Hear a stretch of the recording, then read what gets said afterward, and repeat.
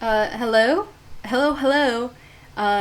Welcome to the new Five Nights at Freddy's podcast, 1987. I am your host, the Static Fox. I am a digital artist, cosplay maker, and a FNAF enthusiast. This is my co-host. Hello, I'm Token 567A. I do art, I code video games. I don't do much else. I love FNAF, and welcome to 1987. God. Let's go. We did it. Okay. We did it. We finally came up with an intro. Okay, let's get into this. Hello, viewer. Yeah, let's get into this. So, I guess should you? Let me. What's a good topic?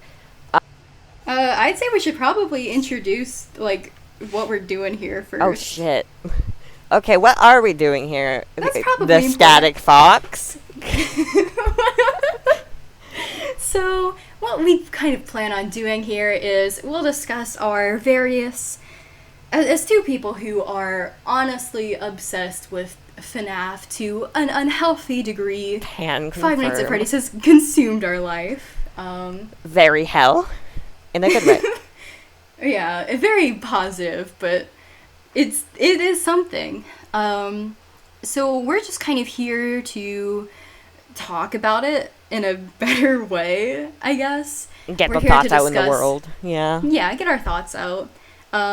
We will kind of share our hot takes with FNAF. Oh, I should mention. Yeah, we have the Fazbear Diner, bite. Oh yeah, that's important. Theming, but we do not believe in the bite of 87 taking place in the FNAF 4 minigames. It's just theming. Fazbear's Diner exclusively theming is nice. Theming. Mm-hmm. Yeah, we were originally going to stick with something much closer to FNAF 2, because we both believe that Mangle had caused the bite of 87, but we just kind of thought that it'd be cool to tie back into Fazbear's Family Diner and FNAF 4 in general. So along with our hot takes, we will present our own theories, we will analyze currently existing theories, as well as just kind of giving our thoughts and perspectives on different events and characters, and just providing more FNAF content in the world. We are always welcoming new topics to talk about. Feel free to send them in the comments or our Discord server below. That'll be in the description. You are so free to send any FNAF anything, and we'll probably talk about it. We have plenty of time. Yeah, we have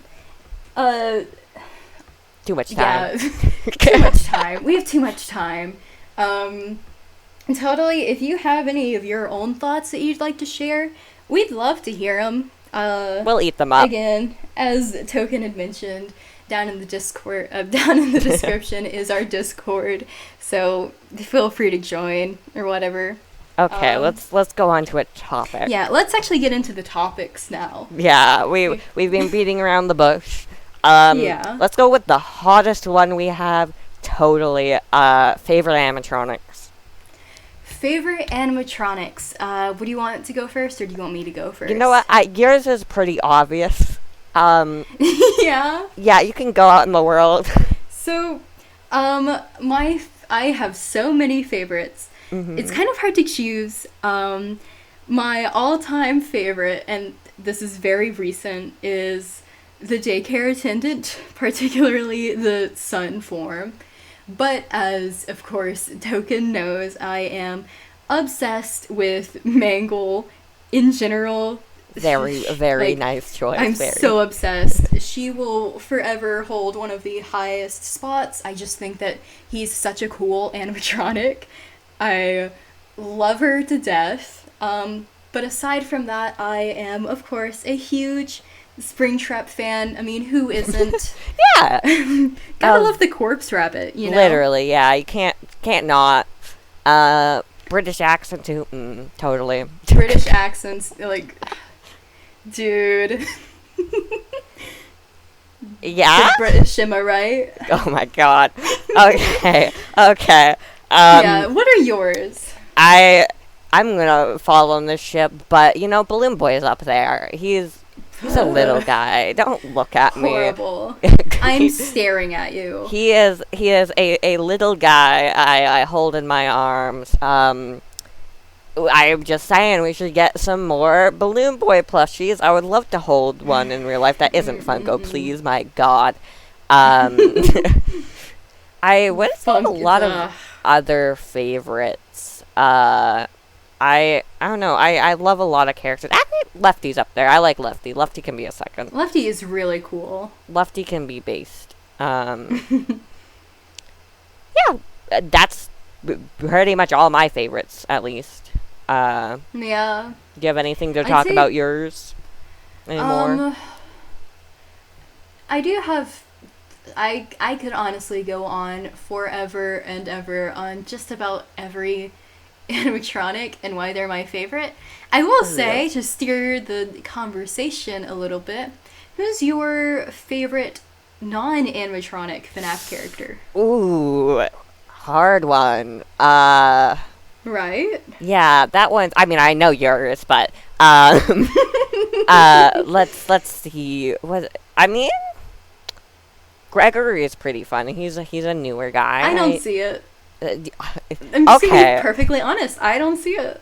You don't see it being my favorite, personally, or anyone's favorite, personally? I guess anyone's favorite. I can kind of understand you because you all like Balloon Boy somehow. But, like, still, I don't see anyone liking Gregory. Okay, let's go to your end. Oh, no. Yeah. Oh, no.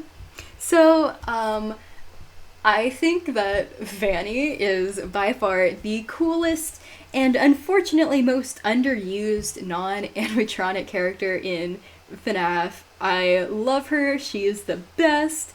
She was my very first cosplay that I made. She is so lovely. I think definitely my favorite. I don't know what else I could talk. I could talk forever on her alone. Yeah. It's just... she's great, dude. Mm-hmm. She's a very neat character. I hope to see her in Ruin. Right? Gregory is probably taking the L here. He fell down a well. You know, he's not enjoying his time. Yeah. I'd be so sad if Vanny didn't show up in Ruin. There's no way that she can't. Like, you know, can't, yeah. They can't. They can't not put her in.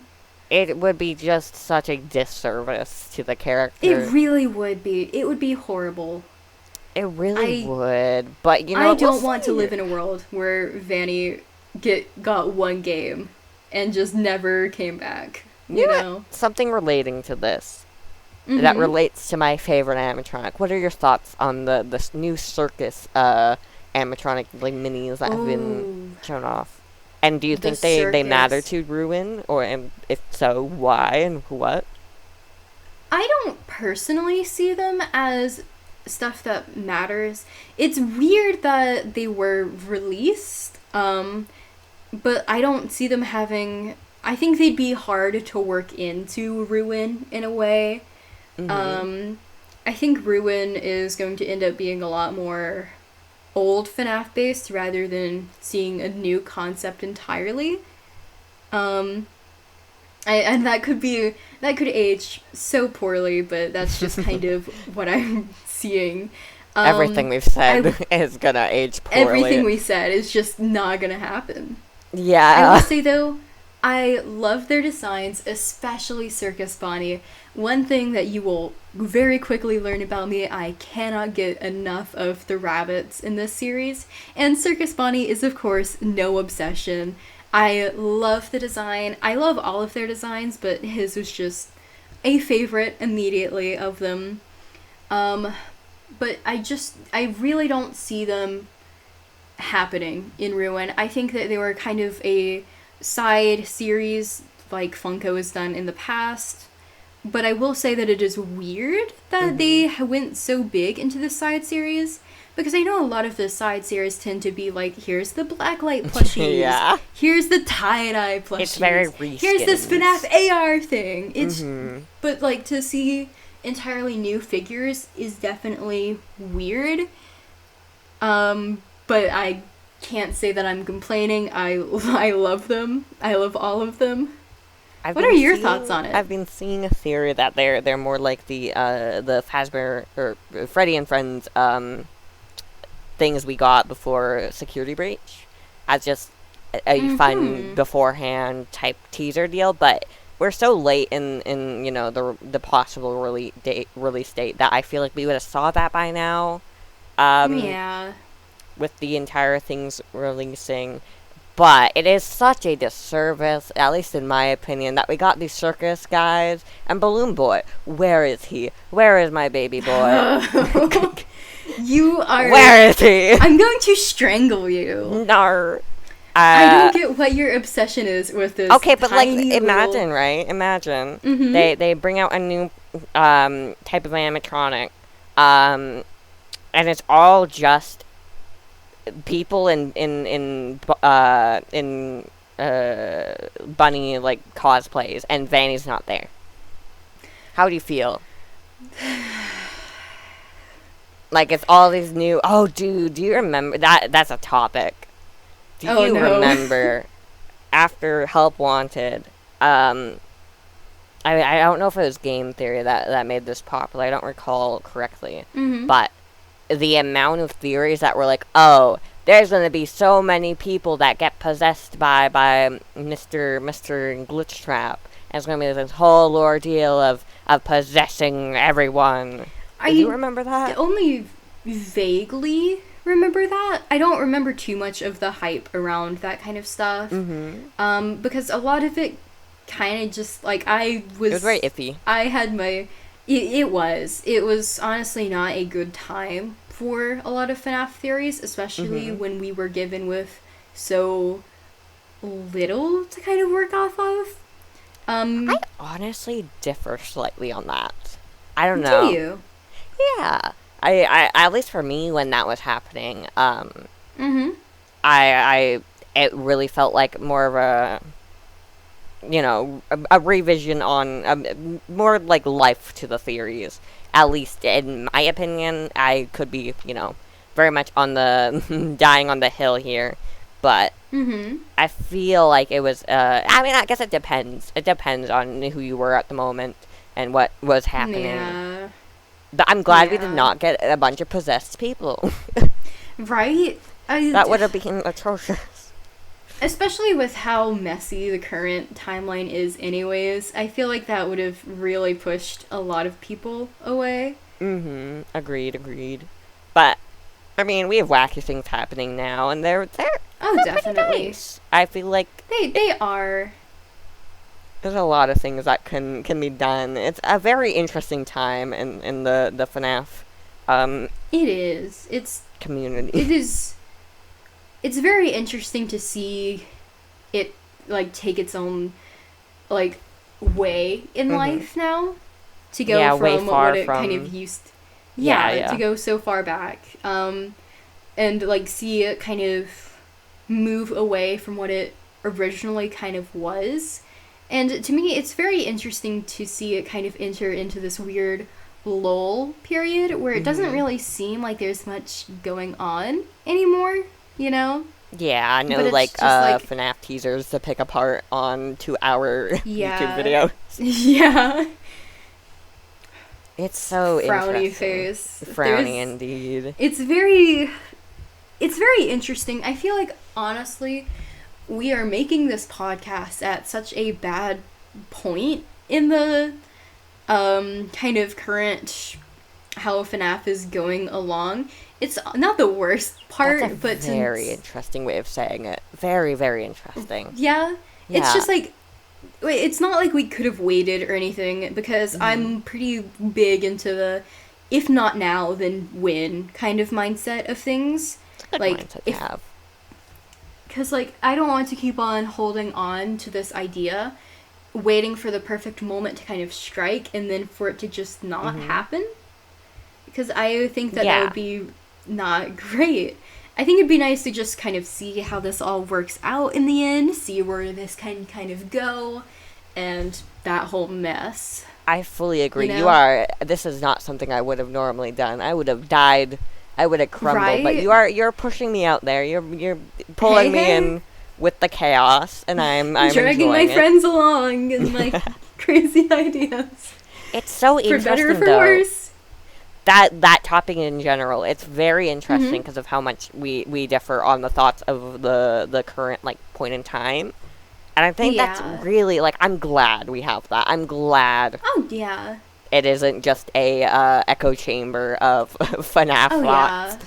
yeah. Especially because I used to be in a very bad echo chamber because I didn't really talk to anyone about Five Nights at Freddy's until we kind of became friends. It's like I was surrounded by friends who knew about Five Nights at Freddy's and were fans of it, but they didn't talk about it. And even when they did, we shared pretty similar theories, or they were so wildly different that it was like any discussion was just immediately shut down. There was no constructive anything. There was It was nothing. just a pile There's of nothing to work blocks. off of. I agree with you completely on that. It's such a funny thing because of what we just talked about of differing so much, but this is something we both can agree on at least. Yeah. How much it is being such a difference to have someone so diseased with the same FNAF illness. Yeah. It's so very interesting, and it's been also such a fun ride. Right? It's been very nice. And hopefully this will just be here that we can look back on and be like, wow, FNAF Smiley. Where are we now? Either that or we're gonna cringe so hard. Oh, One of the yeah. two. Especially for our first It's either- episode. Hey, First viewers, episode. how are we doing so far? How? Let us know in the Yeah, comments. give us that constructive criticism, please and thank you. We will literally eat it. Yeah, like we will tear it apart. Not you. We're not gonna tear you apart.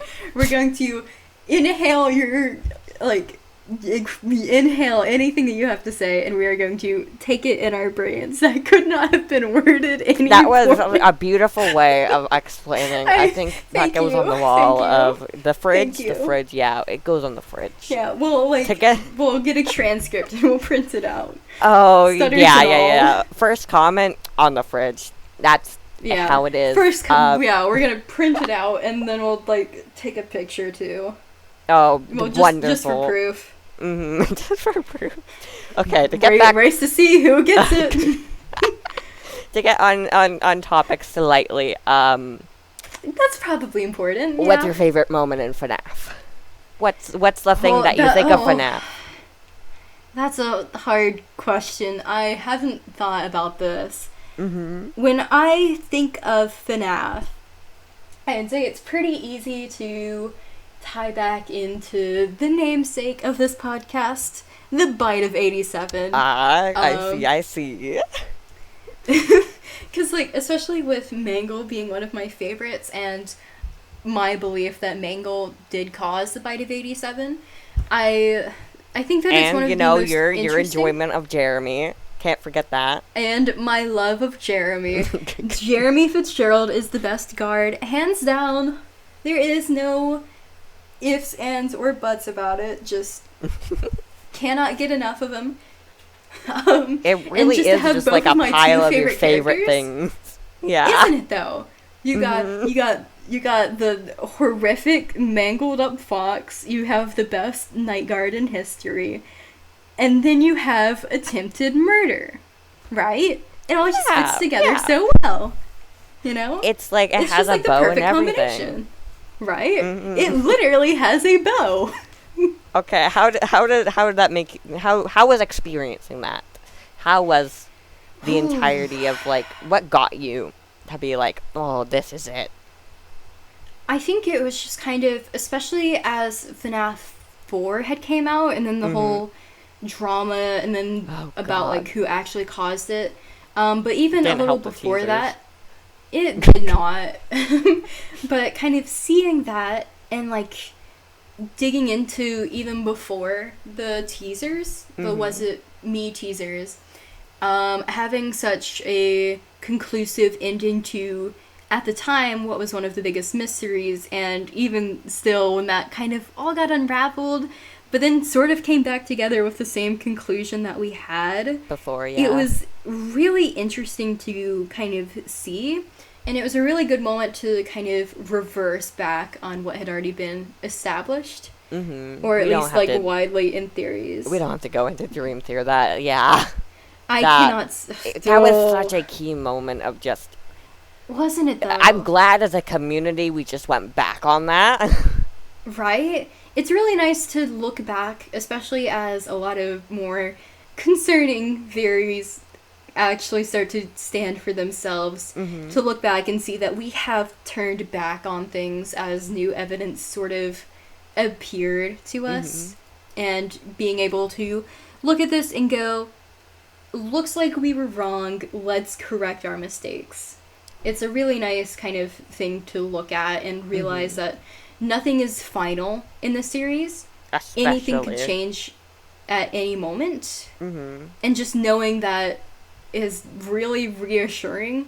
Though it sounds like it really isn't, to know that all of our current theories could just turn out to be not true. Yeah. It's very reassuring in the end to know that this story is still growing, it is still changing, there are still mysteries that need to be solved, and as time continues, we have no idea if we're actually solving them. Yeah, and we'll be here for a very long time. A very long time. It'll be feeling forever. It's so... Boy, will I it. agree completely on that. Yeah. It's so fun. It is. I think that's like such a perfect way to explain it, just FNAF 4 in general, on that scene. But yeah, it's insane how much that bite really did everything. Isn't it, though? It was so interesting. Personally, my favorite moment, at least in my eyes, it's not one, at least I hear very often, but I really adored Happiest Day. That was one of my favorites. FNAF 3 and its minigames in general, delicious. The minigames were great. It was Yeah? Oh, sorry. No, continue. No, you continue. Okay. Mine's a side thing. It was so nice to get that finality on the story, even though it really wasn't. It just is nice, but I'm glad we're still theorizing about to this day on what it really meant. I personally have so many thoughts on it, but that's what I think of when I go to it. Don't get me started on the music too. The music, wonderful. Yeah, definitely. Okay, what were you saying? Unfortunately, like, I never got the hype around the Happiest Day minigame because it just wasn't... I don't think I was into FNAF enough at a point to really take it in and understand it, because I didn't jump into the FNAF fandom until,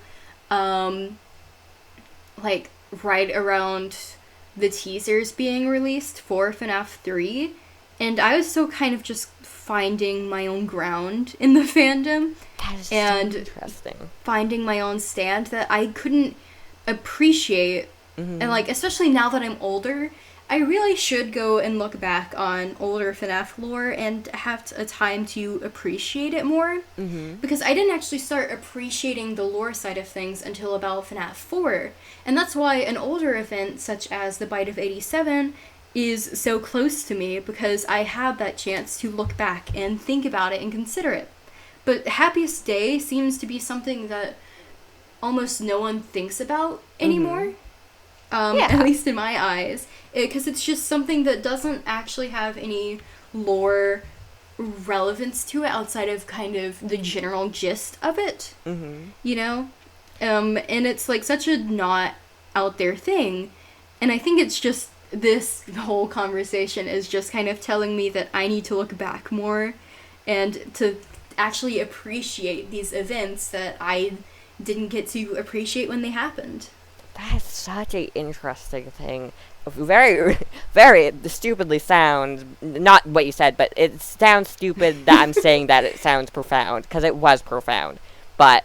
Thank you. Yeah. Thank you. I'll be here all night. It's so weird to think of FNAF and say words like profound. It's so interesting. It's true, Isn't though. it, though? It is. It really is. I think that FNAF tends to still get a very bad rap, especially back in the day. Indie horror, yeah. Yeah, and especially now as, even though I personally don't share this view of Security Breach appealing to more of a younger audience and that being seen as a negative thing. I think we are moving back into a time in the fandom where being into Five Nights at Freddy's is kind of looked down upon a little bit. I know it's like such a mainstream, but that's not really a possibility. No, I agree completely. Right? Like, and it's just... Sorry? No, go on. I'm gonna lose this thought if I don't. Sorry. No. But you got it. I believe in you. I think it's so important that... Because I am obsessed with just storytelling in general, and I think that it's really sad to see that so many people are brushing over something because it looks childish, and they're not taking in the art or appreciating it. And to me, FNAF deserves to be something that can be called profound in how people look at it. It means things to people, and it should continue to mean things to more people as they kind of grow and appreciate it. And of course, you have to remember, especially thinking about Security Breach, that FNAF has always been something that children got into. I got into FNAF when I was like 10 years old. Oh, yeah. I've been with the fandom for so long, and originally I used to hate the younger side of things too as I began to grow up, but I've reached a point in my life where I've kind of come to realize that FNAF was a very formative experience for me growing up, and it's kind of sad that a game like Security Breach that is actually appealing to more younger people is getting brushed over because older FNAF fans look at it and they think that it's too childish to enjoy. And they're brushing over all of the art and stuff behind it that so many people put so much work and effort into because it was rushed story-wise. And that's just sad to me that no one can appreciate it for what it was and they can only think about what it could have been. I agree completely, especially on the fact that so many people think the gameplay is the most vital part of it, and any issues with it is just it ruins everything. Yeah. It's so very interesting how far we've come and how far things have progressed in that type of way. It really feels I hope it gets better, but we'll see. There will always be people that are enjoying it, and newer people are getting into it, which is so nice to see. I will say, sorry. No, go on. I'm just gonna burst this in here, and then you can continue. It'll be really interesting a few years from now, because Security Breach being an entry for so many younger fans, to see how they also grow up with FNAF in the same way that, like, we did, you know? To see them, like, and hopefully they will also have the FNAF disease growing up and be stuck with it, you know? To kind of roundabout on the previous topic, I didn't know that's something I didn't know about you, you coming in FNAF 3. I had no idea. That is it's so interesting. Yeah, because I don't know. It's just we are so mutually diseased, and it's just so interesting that even the difference. I mean, it's obvious. Even the difference between me, very very young, being there for FNAF 1, very into it. Oh, really? You were FNAF I was One like, Days? yeah, I was. Oh my god. I was like 8, 9. Ooh. I don't know. I mean, I want to say that. Yeah, I'm pretty sure I was 10. I could have been 9. Mm-hmm. I'm just going off of what you said. Year-wise. Yeah. Yeah. Yeah. It's so very interesting, and I think that's what a lot of it kind of adds to the conversation that you were having of how much people think when you enter the fandom really matters when it really doesn't. It really doesn't. It's such a weird like a gatekeepy like thing. It really is. It's horrible. Mm-hmm. It's very nasty. It's so sad that we're like as a group of FNAF fans to gatekeep these new people who just kind of want in on this stuff, you know? Mm-hmm. It's just like, and you know, especially as us, as people who got in when we were really young, when older, like, fans who are, you know, I guess they're all adults now, mm-hmm. And were adults when they first got into it, it's very interesting to see them complain about how we entered the fandom and how we were making it childish and how we were ruining it, and then to see that happen to the very same people who were being told that. Yeah, it's like we learned nothing. It's so just repeating. Weird. There's no really perfect fix to it, and I don't think it'll ever. But I am glad even people who are being told that, you know, younger people are pushing through, enjoying what they enjoy. Fuck cringe culture. Live your life. Honestly. Cringe culture is horrible. It's ruined my life. Oh god, yeah. Oh yeah. It's that turning point. And I'm really surprised the FNAF community and us in general survived years like 2016, 2017. Oh. And that was the frickin' worst. My God. It was. But we're here today, and I think that really matters. How much those types of years of you know FNAF being cringe or stuff like that really. Yeah. This is I can bring up a topic that kind of relates to this, but I don't know if you're gonna know exactly what I'm talking about.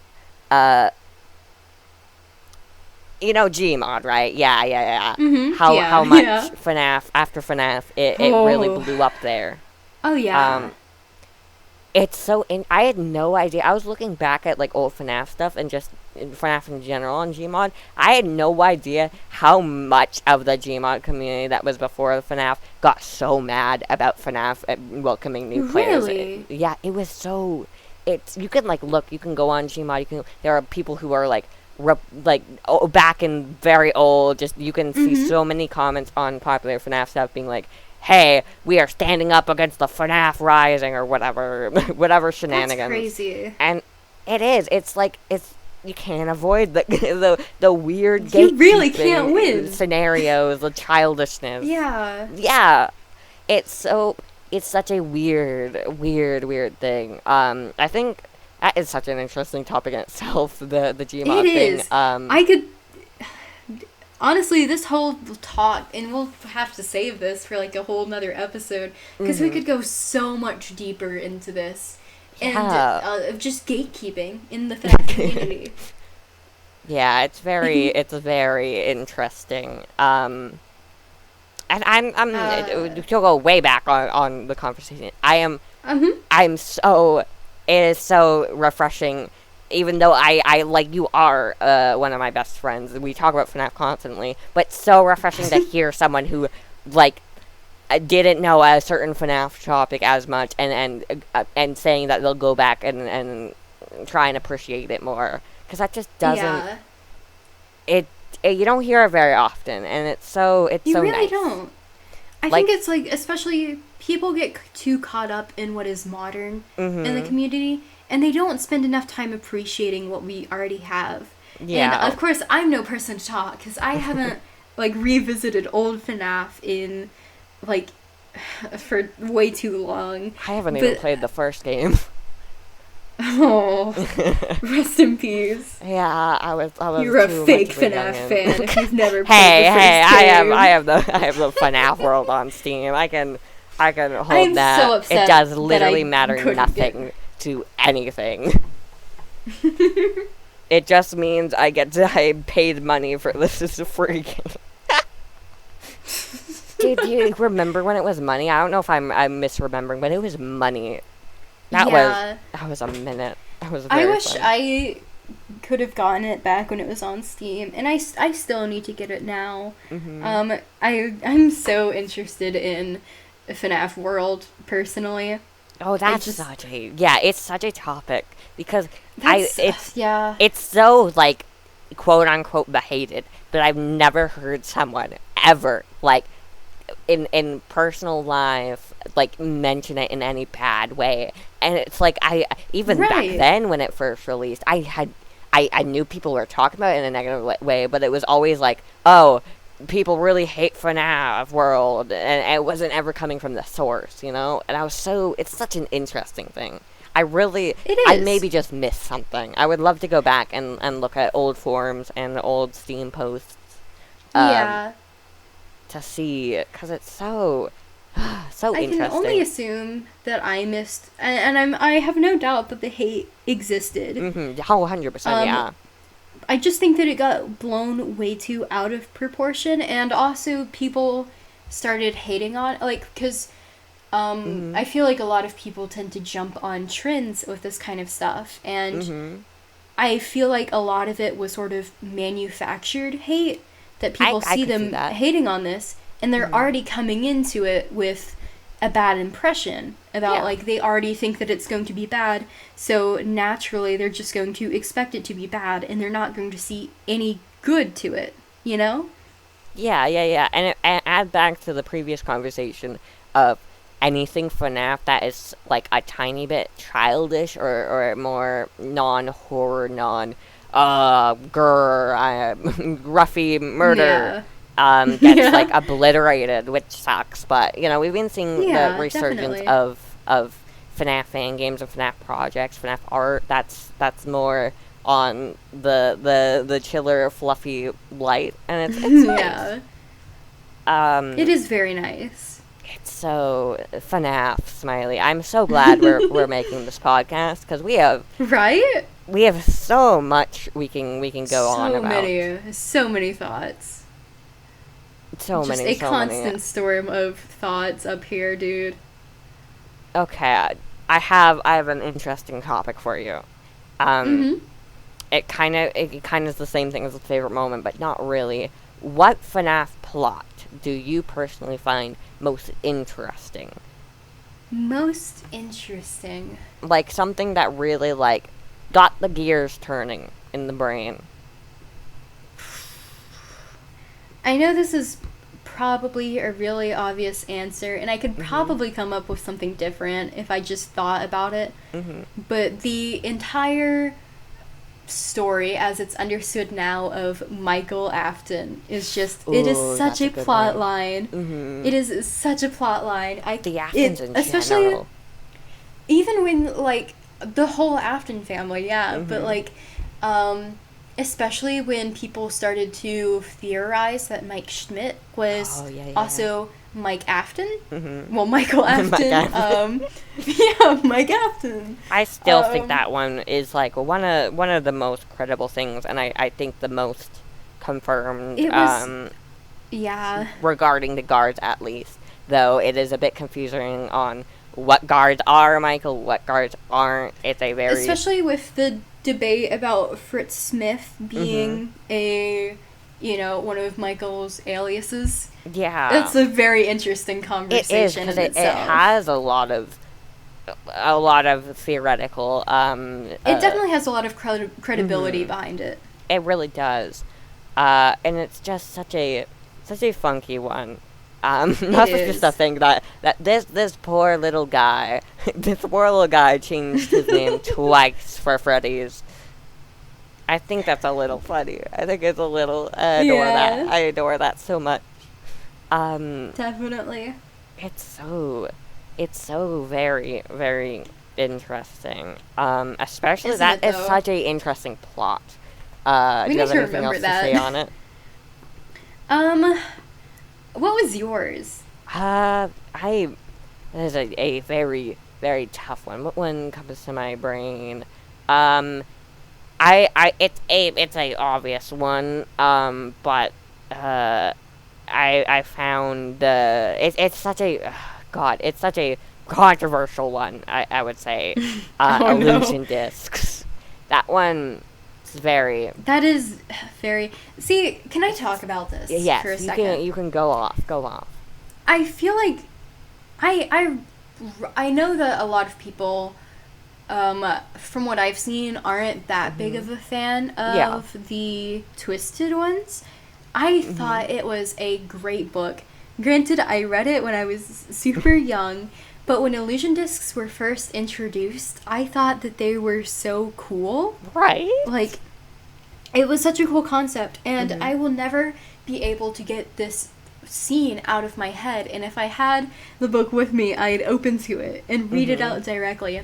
But that one scene where Charlie was in a lecture. We'll put this on screen, by the way, for you who who actually look. That look at the editor's it'll be note. right here. Yeah. Yeah. You'll be able to read it, but it's Charlie, and she's not pacing. She's sitting down and like receiving a lecture about like psychology and the human brain, and I cannot get enough of that. It is probably one of the most mundane like spots in the whole book, but it's one of the parts that I remember the most about it, and it makes my brain spin every time I think about it. And to then think about how that ties into the creation of the illusion discs. And I can agree that the illusion discs kind of overstayed their welcome. I think that they should have been more of a book-specific deal rather than finding their way into the main timeline of we events. Still don't know if they're confirmed or retconned or what is happening. I guess I should say theoretically entering It really, in. really feels like after the Dream Theory backlash that Scott was a bit struggling to find a way to make certain things make sense in FNAF 4 especially, and that is one of those. I will say, it's so personally interesting to me, the idea of the nightmares being illusion disc creations or whatever Sister Location brought up as a concept. I will say it's especially interesting to think about because that's totally something that he would do too, you know? And it's just like, it's interesting to see how plausible it actually is, because granted, and even now it's kind of making it all come more together. I had pushed it off so much because I didn't like because I do kind of believe that FNAF 4 was a dream. Not the modern, not like the entire dream theory of all of it was a dream, but specifically FNAF 4 and the gameplay that we see taking place in a dream. Segment? Yes, and to then turn around and say, well, actually, no, these were real, but they weren't real, but they were. It's a mess. What's your thoughts on Plushtrap? I like him. Do you think that Smiley is a part of a dream? I never really considered it. It's so very, you know. I guess that's really not something that I've thought about before, where Plushtrap kind of fits into the dream aspect of it all. I'll have to think on that later. He's so much more, a lot more of an animatronic, a lot more, I guess, real, if that makes sense from design standpoint. Yeah. And the books don't help. The Fazbear Frights. Oh my gosh. I know your thoughts, viewers. I can't. Let's just get this out of here. I enjoy some of the Fazbear Frights, and they're interesting for talking about FNAF lore personally for me. what is your opinion? I know your opinion, but go off. So, and honestly, my opinion hasn't changed. Well, it's changed a little since we've talked about it. And I'll just kind of say this right now. It's so important to have someone to bounce ideas off of that 100%. you don't agree with. Because you've managed to change my mind on the Fazbear Frights. Originally, I could not stand them at all. I thought that they were, again, like, I liked them as a separate concept, but I hated the fact that people were looking at them and using them to solve mysteries in the actual FNAF lore. I use them more, like, as a band-aid fix that people were, like, relying on. And it was kind of weird to see that happen. Yeah. But then you've kind of realized that I need to actually read these books and understand them, because that's not something that I did before. I just kind of heard about them and then just kind of, pushed them off. And I didn't want to think about them. But then you kind of made me realize the importance of actually looking into something before you kind of judge it. That is course, I'm glad I could give anything such a interesting message on something. You've definitely done the same for me on a lot of topics. Yeah. Yeah. It's so... The Fazbear Frights are so interesting because of looking at them at that, theorist light. But also just looking at them as Goosebumps books. Just goofy things. I do like them. It's like, again, I have not read a single Fazbear Frights book till this day. And I really should at this point, especially because I used to hold so much strong opinions on them. But I like the whole Goosebumps aspect that they provide. And I just think that it's really cool to have on the side as someone who cannot get enough of FNAF content, honestly. It's literally just like a free buffet. Yeah. Isn't it? I agree. Well, not agree. I have the similar thing. I've not read them specifically because they're hard to get, at least where I live. But I have read a few audio versions of them. Very interesting. Recommend that. That's I'm not sure how you feel about audio, books. But there's some good ones on YouTube. I'm sure even the viewer could find. Oh yeah. There's some good stuff. Just take your time.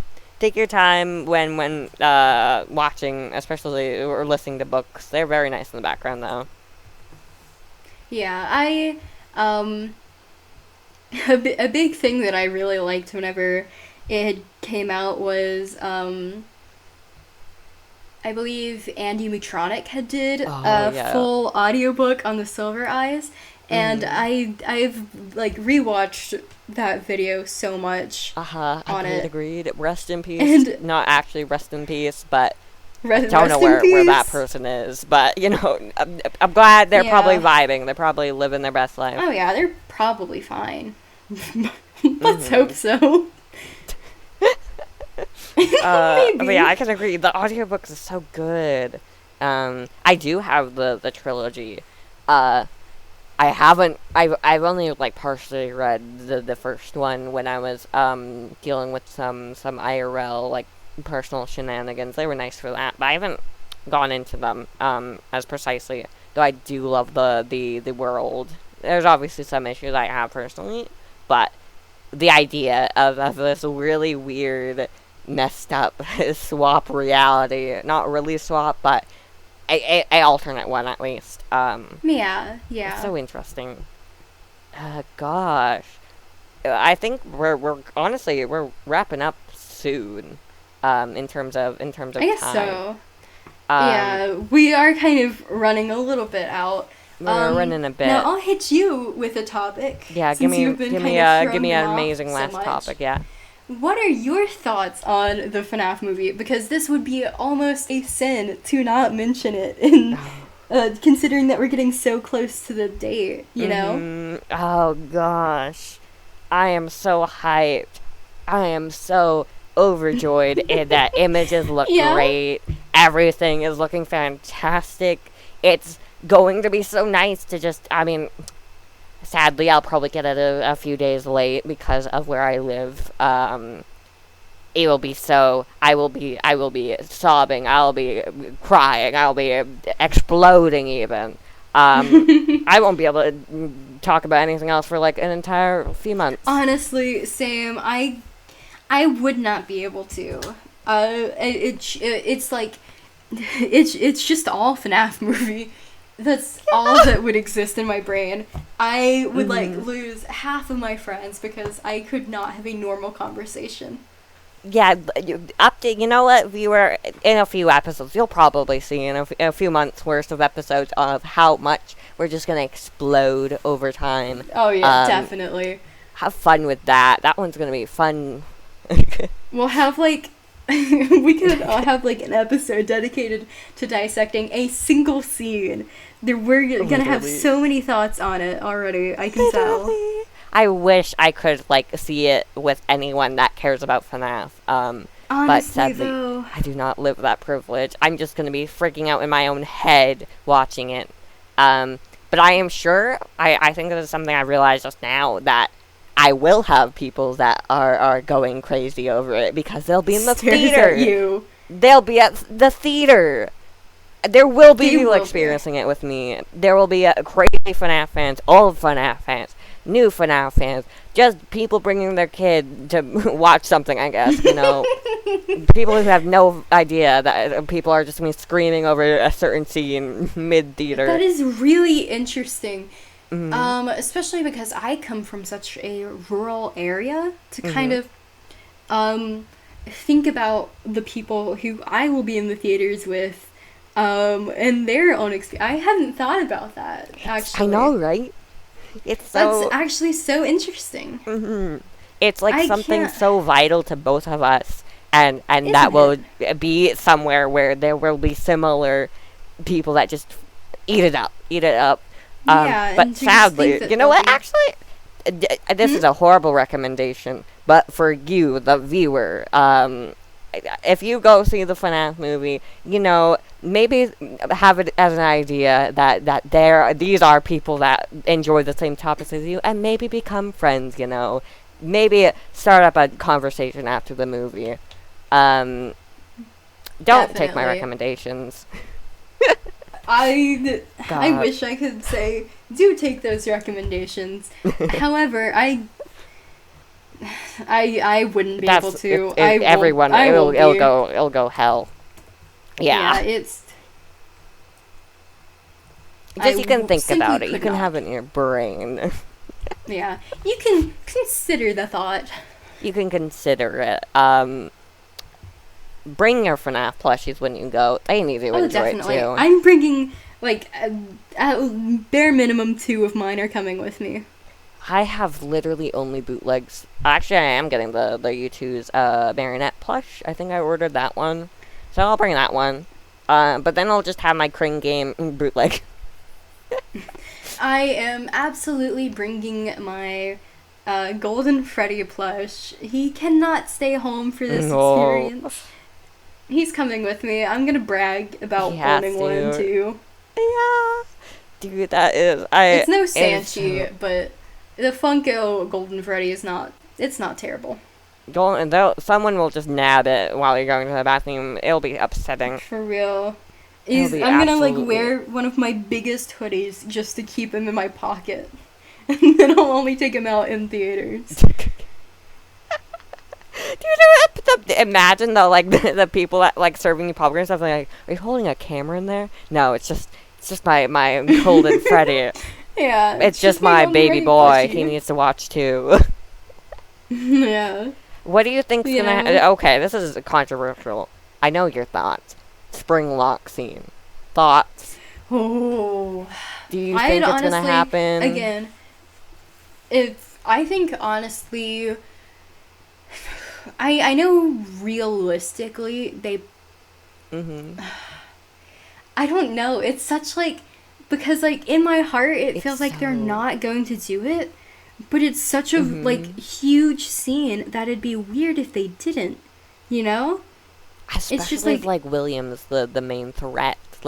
Yeah. He has to have a send off in the movie. He has to have a moment. But it's like that's He what has to. hypes me the most. This uncertainty around it on what is gonna change, what is happening. They've already changed the formula so much from the FNAF one. In terms of, characters, in terms of everything. Vanessa's there for some reason. We'll see what happens at. Yeah, that's crazy. It's crazy, yeah, it is crazy.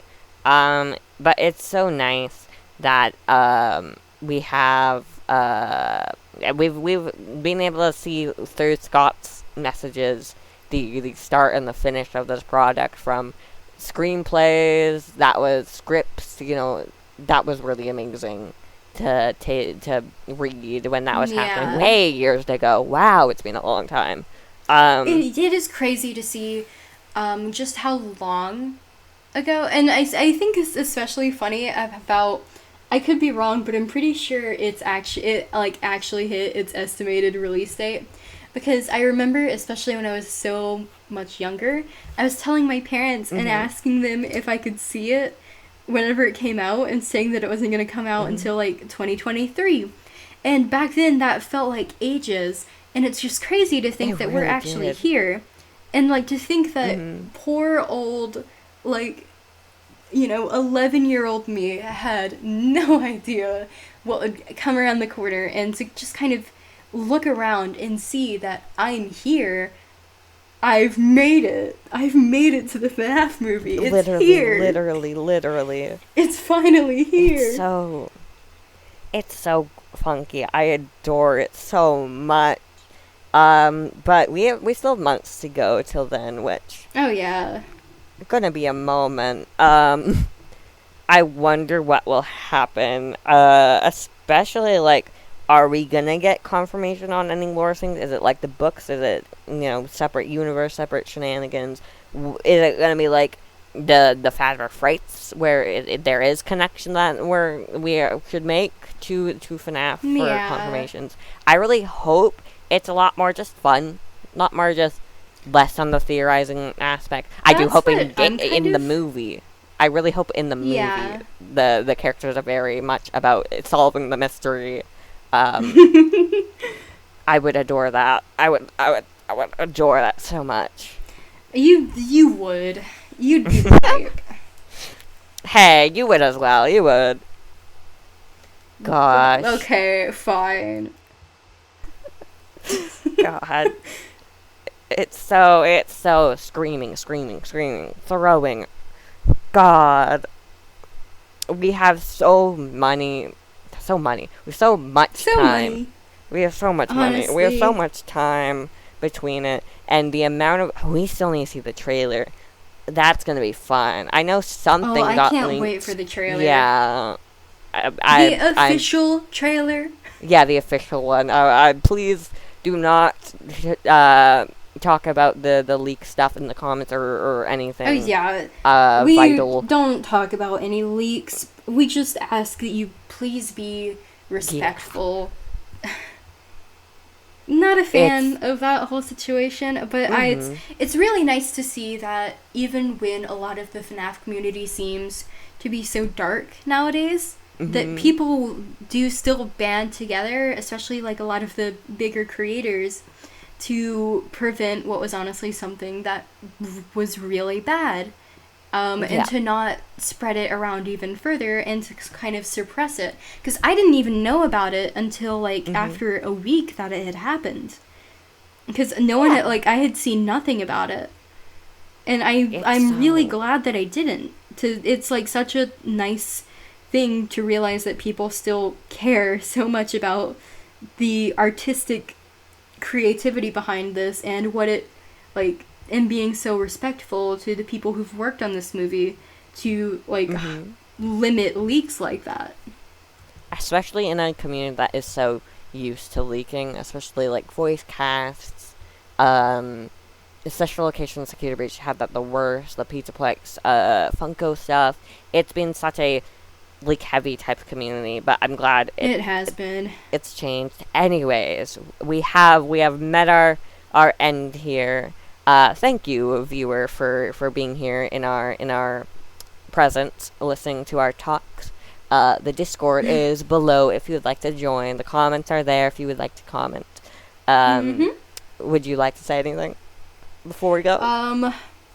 Besides that, any of our social media will be down there as well as a few kind of links that to redirect you to some of the stuff that we've talked about, like the audiobook from Andiematronics, because I think that needs to be spread around, because that was so good of a book. But it's so good. It deserves to be down there. Yeah.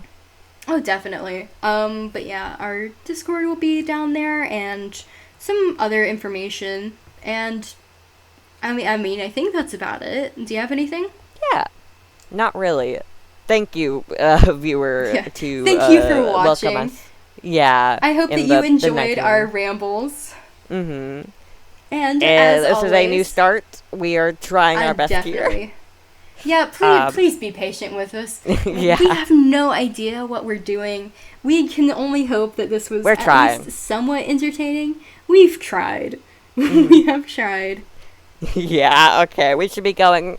Thank you for coming to the 1987 podcast. We are your hosts. We are gone. Goodbye. See ya.